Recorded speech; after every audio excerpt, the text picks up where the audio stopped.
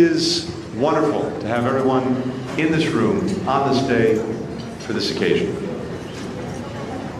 76 years ago, a year before the treaty that created NATO was signed, President Truman signed into law two other documents that proved foundational for America's lasting security.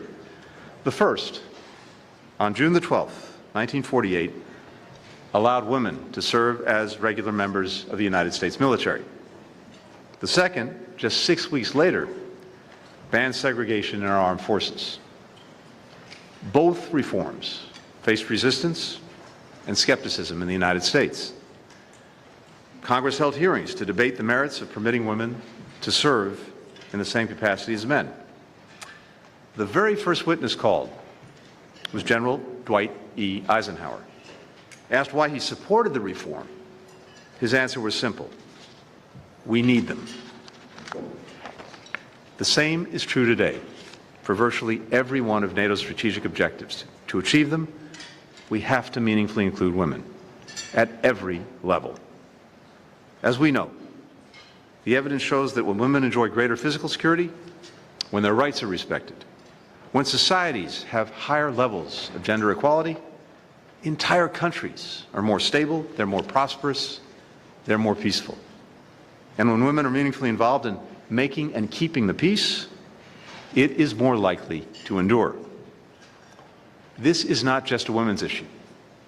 It's a national security issue, an economic issue, and yes, a moral issue as well, including for NATO, which was built on a shared commitment to defend liberty, to defend democracy, to defend the rule of law. Living up to that commitment is also vital to the strength and well-being of our nations and our citizens. That's why one of the very first actions that President Biden took was to form a commission to develop America's first ever national strategy on gender equity and equality, a strategy that we put out in 2021 and that we've been working to implement every day since.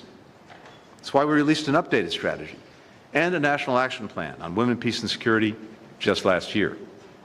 And it's why advancing women, peace, and security has enjoyed long-standing support in our Congress. We're so grateful to have a true champion of that issue here today, Senator Jeanne Shaheen. Thank you, Jeanne, for your remarkable leadership.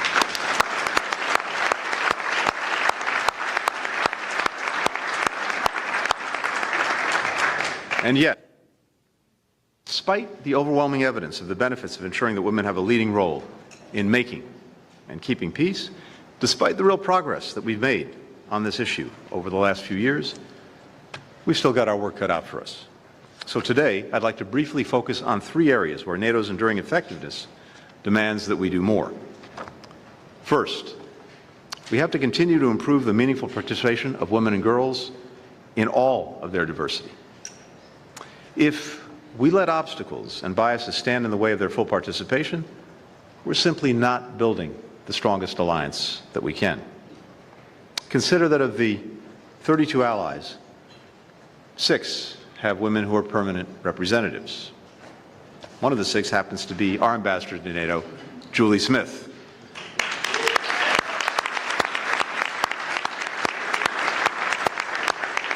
As some of you might have taken note of yesterday, Julie's also the new announcer for the Washington Nationals, as she opened the game and Secretary General Stoltenberg threw out the first pitch. But Ambassador Smith represents the United States at NATO not because she's the best woman for the job, but because she's the best person for the job. Just as was true of her two predecessors, Victoria Nuland and Kay Bailey Hutchison. But how many women like Julie are out there in every NATO country who have been held back from reaching their full potential? And how much of our nations, how much is our alliance lost as a result? Second, we need to fully integrate strategic thinking about women, peace, and security across all of our efforts, particularly in addressing some of the 21st century challenges like those posed by digital technology. This technology has, of course, immense potential to amplify the voices of women and girls.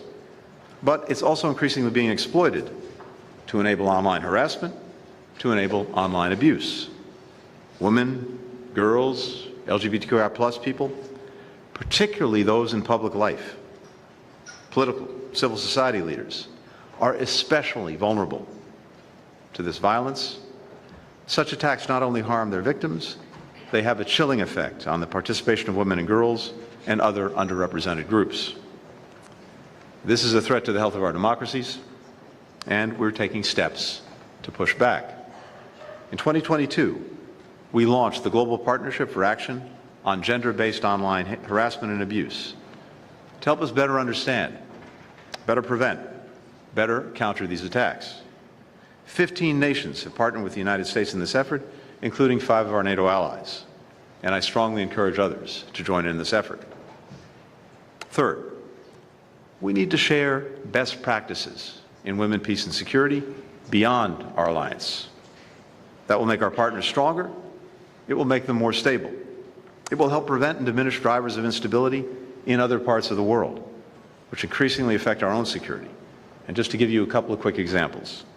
This year, the U.S. launched Women, Peace, and Security regional centers in Colombia and Kosovo. We're grateful to have President Osmani here with us today. President Osmani was instrumental in the launch of this initiative. It's already demonstrating the way these centers can serve as hubs for ideas and for innovation. In the months ahead, we'll launch a 3rd center in the Philippines. And these hubs bring together government, civil society, academia, the private sector, to collaborate on tackling the challenges that we're talking about here today. Last year, the U.S. military launched its first ever Women, Peace, and Security Cooperation Initiative in the Indo-Pacific. Together with Australia and New Zealand, we've held trainings to help the militaries in 11 partner nations integrate the gender dimension of threats into their own planning, into their own operations, such as how to draw on the leadership of women and girls in responding to natural disasters, including their knowledge of the most vulnerable populations and how most effectively to reach them and support them. We're training and empowering women civil society groups and peace builders so that they can play a leading role in building peace, in building free and open societies, and negotiating the end to conflicts. Even, and maybe even especially, in places where those in power ruthlessly repress the rights of women and girls, like Afghanistan. For even as the Taliban denies them the right to go to school, to go to work, to move freely and participate in public life, women and girls continue to fight for their right to build a brighter future for themselves and for their country. As they do, we're working every day to support their efforts, working with governments, with NGOs, with the private sector, with academia, to help Afghan women and girls keep studying, to build their skills, to build their connections, to work remotely. We also continue to rally global pressure on the Taliban to reverse these repressive policies, which are hurting all Afghans. And we continue to partner with women in places where we see ongoing fighting, like Sudan and like Ukraine. From the moment that Putin launched his full-scale invasion, Ukrainian women have stepped up in every conceivable way to defend their country, to defend their communities, to defend their families, including in combat. Right now, there are thousands of Ukrainian women who are serving on the front lines, literally as snipers, as machine gunners, as medevac pilots, commanding tank units and artillery batteries. Every day, they prove that valor has no gender. But too often, Ukrainian women fighters don't have the equipment that they need to meet their unique needs, forcing many to buy and even design their own kits. Today, we're taking a step to fix that by announcing that NATO allies will provide more than $7 million to purchase equipment for women in Ukraine's armed forces, including more than 10,000 bulletproof vests, uniforms, boots. We applaud every ally that's come forward to help in this initiative. It's just one small part of our effort to ensure that Ukraine can not only defend itself today, but also get to the place where it can stand strongly on its own feet, militarily, economically, democratically. That is the mark of success for Ukraine. That will be the strongest possible rebuke to Vladimir Putin. Here's the reality. Ukraine cannot do that It can't succeed in achieving that ultimate success without the full and equal participation of all of its people. For Ukraine's economy to not only survive but thrive, Ukraine needs women. Last year, 37,000 new businesses registered in Ukraine, more than in the year leading up to the war. The majority were founded by women. For Ukraine to realize its democratic aspirations and build and strengthen its independent institutions, Ukraine needs women. We see that in the Ukrainian women working as anti-corruption and human rights activists, independent judges and prosecutors, reporters in the country's free press. Ukraine's resilience, the path to success, is built in large part on the shoulders and in the hearts of the women of Ukraine. What's true for Ukraine is true for so much of what we have to achieve in our alliance. And so, we thought it was fitting as we kick off this summit, this 75th anniversary summit, a summit that looks not only to the achievements of the past, but looks especially to what the alliance has to do and has to do together to ensure our security, to defend our democracies going forward. We thought it was very appropriate to kick things off with this event, with this focus on women, peace, and security, and a commitment to bring our focus to empowering women's full, meaningful, and equal participation, not just to this forum, but to each and every issue that we have to tackle together. Our success, and yes, our security, depends on it. I thank you very, very much for joining us today, but not just today, for the work that pretty much everyone in this room is doing every day to advance this agenda. We know that when we come together for a summit, for one day of meetings and discussion, it's important. It puts a spotlight on issues, but what really matters is the next 364 days and the work that you are going to be doing, we're going to be doing every day. With that, and with that in mind, it's my honor to introduce someone who has dedicated much of her career to empowering women peace building, the NATO Secretary General's Special Representative for Women, Peace and Security, Irene Feline. Irene, the floor is yours.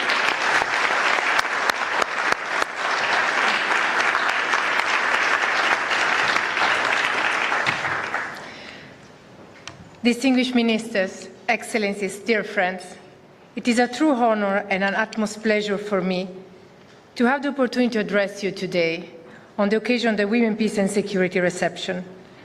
My special thank you go to you, Secretary Blinken, for hosting us here at the State Department and for being on the front line for the implementation of this important agenda. I'm truly impressed by the remarkable initiatives that you just described as part of the U.S. WPS strategy. You are leading by example.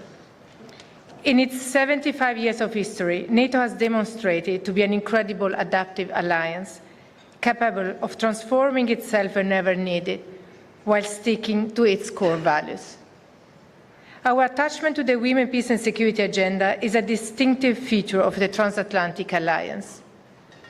Standing up for and helping advance the rights and participation of women in defense and security is very much at the heart of who we are and what we do, as individuals, nations, and collectively as an alliance. We know that setbacks in global peace and security go hand in hand with setbacks in gender equality. Globally, women increasingly face threats to their political and social rights and their personal security, as well as barriers to their full participation in peace and security processes. As an alliance based on democratic values, this matters for NATO. As Russia's war of aggression in Ukraine continues, with devastating impact on civilians, as we just saw yesterday, our work to understand the gender dimension of this conflict is of vital importance to inform us how we can better support Ukraine. It is clear that the principles for UNSCR 1325, adopted almost 25 years ago, are not only yet to be fully implemented, but are indeed increasingly challenged. In line with this recognition, at the 2023 Vilnius Summit, NATO allied resolved to update the NATO WPS policy, and after a year of work, this new policy is now ready to be endorsed tomorrow by heads of state and government at this Washington summit. Let me now share with you some reflection on this new policy. It is an important part of the implementation of NATO's 2022 strategic concept. Within the context of deterrence and defense, for example, NATO commits for the first time to advance work on challenges and threats like gender disinformation and technology-facilitated gender-based violence. This can include cyber harassment, hate speech, or video and image-based abuse. They carry not only health and safety consequences, but also political consequences, as they silence women in online spaces, ultimately diminishing their engagement in public life and democratic processes. When we look at the opportunities and challenges of technologies, from drone-related warfare, cyber attacks, and generative AI, we will ensure that we are looking at how this impacts diverse segments of the population, and will focus on our efforts on mitigating any exacerbation of gender inequality in the work we do. While the Women, Peace and Security agenda is relevant to deterrence and defense, it is also an essential partnership tool. In fact, to be successful in integrating WPS in all that we do, collaboration and engagement with diverse actors as part of NATO's cooperative security efforts is key. We will continue to work closely with our partners, some of whom are with us here today. NATO partnership represents a privileged mechanism throughout which we can learn from one another, and this is particularly relevant when it comes to Ukraine defending itself against Russia's war of aggression. In this context, as Secretary Blinken just mentioned, an unprecedented number of women joined the armed forces of Ukraine in order to defend their own country, challenging societal norms and stereotypes. And in fact, the service women found themselves fighting on different fronts, some more obvious than others. And one of them is the lack of appropriate equipment, namely body armor and uniform fits for them.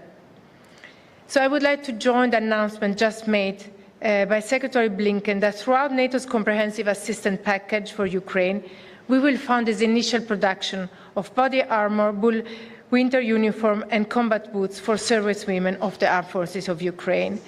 And allow me to personally thank you, Mr. Secretary, for strongly supporting our project, as well as our allies Canada, Denmark, Finland, Iceland, Luxembourg, the Netherlands, North Macedonia, and Norway for their important financial contribution. Just before we joined the reception, other allies came to me to say they want to join this initiative and fund more support for Ukraine. So I'm sure that we will have other projects and continued support to the service women of Ukraine. And I'm looking at Deputy Prime Minister Olga Stefanishyna, who is leading the work with a comprehensive assistance package, and we will continue our joint efforts in the coming months. Partnership is not only among nations, it is with civil society organizations as well. And I recognize many CEOs representatives present in this room today. I want to reassure you that strengthened engagement with women civil society actors, including throughout the NATO Civil Society Advisory Panel, is and will remain a priority, as it helps us stay connected to the foundations of the WPS agenda. Distinguished guests, the road ahead requires unwavering commitment and collective efforts at all levels. It demands that we, from the political and military leaders to the civilian and military staff, continue to champion gender equality in every sphere. As part of this new policy, I strongly advocate for a more gender-responsive and accountable leadership. This means that leaders, men and women alike, are called to lead by example and commit to fully advance the Women, Peace and Security agenda at NATO and beyond. I therefore call on you today to be part of the cultural change that is still needed. Together, we can create a future where every individual, regardless of their gender, can contribute to and benefit from peace and security. Thank you.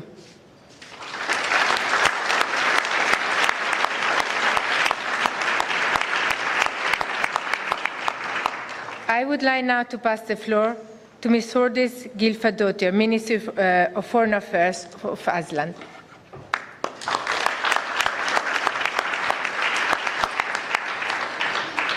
Thank you, Secretary of State Blinken, Special Representative Fellin, and other distinguished guests for providing an important opportunity for us, allies and partners, right at the start of the summit to reaffirm our commitment to advancing the Women, Peace and Security agenda.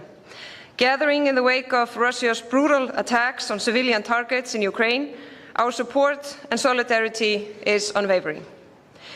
Tomorrow we will endorse NATO's very impressive and I would say progressive WPS policy. Thanks to everyone involved at the headquarters in Brussels, in the respective capitals and from civil society for your solid work. Iceland has for years been a strong proponent for the women, peace and security agenda at NATO, globally and at home.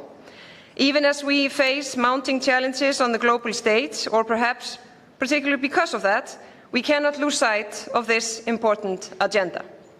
At critical times when so much is at stake, it is vital to mobilize all available human capital, both men and women. This is equally important for economic growth, as well as deterrence and defense.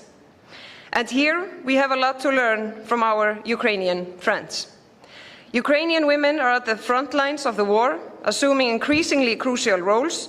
They are making a significant contribution to the defense of Ukraine today and tomorrow, and building the resilience for Ukraine to prevail.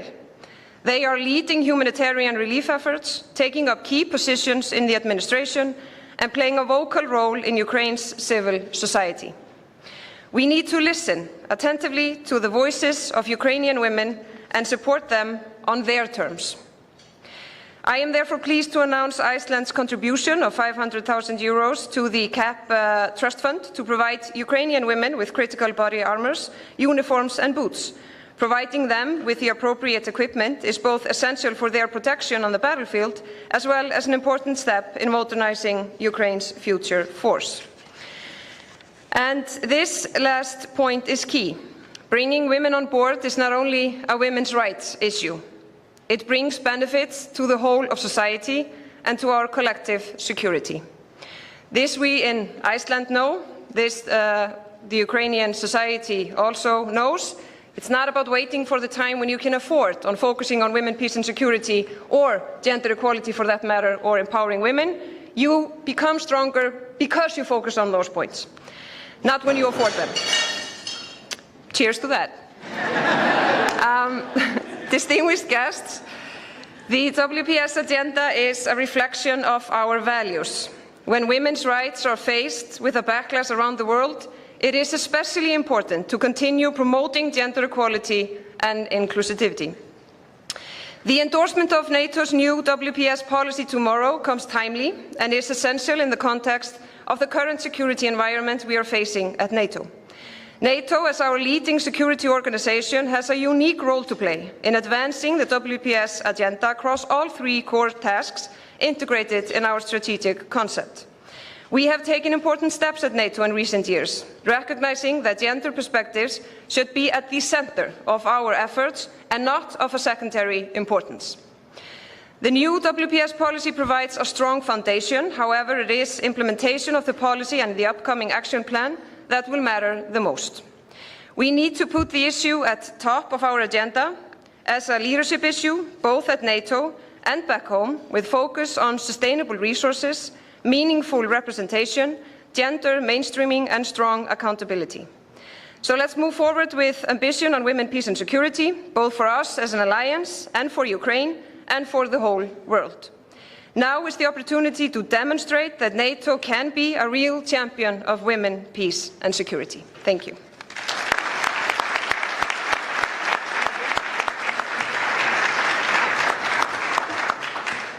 Good morning, everyone.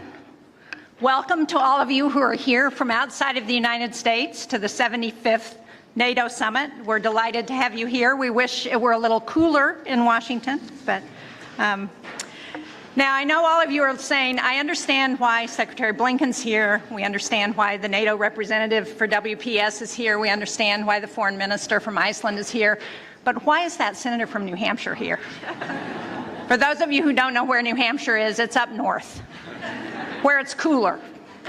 But I'm here because I had the good fortune to pick up the legislation when Barbara Boxer left the Senate to sponsor the Women, Peace and Security legislation for the United States. We were the first and remain the only country to have legislatively passed the WPS agenda, and I'm very proud of that and very proud to be with all of you participating in the summit and talking about why it matters to have women part of the agenda for NATO and in all other aspects of our governments.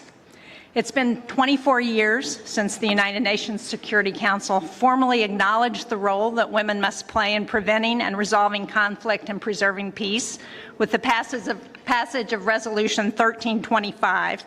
And for the last 2.5 decades, the United States, NATO, and our allies have stepped up to put into action the core values that underline WPS. The gathering here demonstrates today this partnership's enduring commitment to advancing the WPS agenda within our own countries and as an alliance that is committed to democracy and freedom. So fundamentally, WPS acknowledges the disproportionate impact that conflict has on women, but also the essential role that women play in preventing violence, resolving conflict, and ensuring peace. And I'm sure that most of you here are familiar with the often cited statistic, but I think it's worth repeating, that women's involvement in peace negotiations increases the probability of a peace agreement lasting 15 years by 35%. It makes a difference. This is a measurable impact that we can't afford to ignore. NATO is a military alliance, but it's also a values-based alliance. It's joined together by our common commitment that to advance our collective security, everyone needs a seat at the table. It's a privilege to have sponsored that legislation, and bipartisan, bicameral support has never been more important than it is today. At a time when it feels like national security has never been more subject to the change of administrations, Congress has reaffirmed its steadfast commitment to our NATO alliance and our WPS agenda. I've been honored to work with many of you here today to advance that agenda within the United States and abroad. This summit is an important opportunity to reaffirm our commitment to Ukraine also as they defend their country against an unprovoked Russian invasion. Ukrainian women, as everyone here has said, have been central to the war effort since day one. They've served on the front lines, they've represented their country abroad, they've led efforts to preserve democracy at home and ensure the safety of the Ukrainian people. It is necessary that this summit send the powerful message that we stand with Ukrainian women who are leading the on-the-ground response. You can clap for that, folks. Wake up, come on.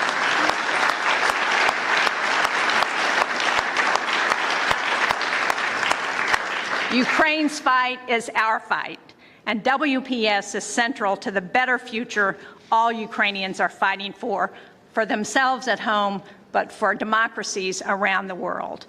This summit is an opportunity to reaffirm our commitment to advancing that agenda. And thank you to everyone here today for your commitment to WPS, for your commitment to NATO, Secretary Blinken. Thank you for prioritizing WPS within the Department of State and ensuring that our diplomatic corps reflects our diverse nation and pursues policies that prioritize women's equality and equity. And to Ambassador Gupta, thank you for your leadership within the State Department to advance the WPS agenda. Thank you all very much. Well, thank you again, everyone. So great to have you here today. Great to have you at the summit, and great to have you in this effort together. Enjoy the rest of the day. Thank you.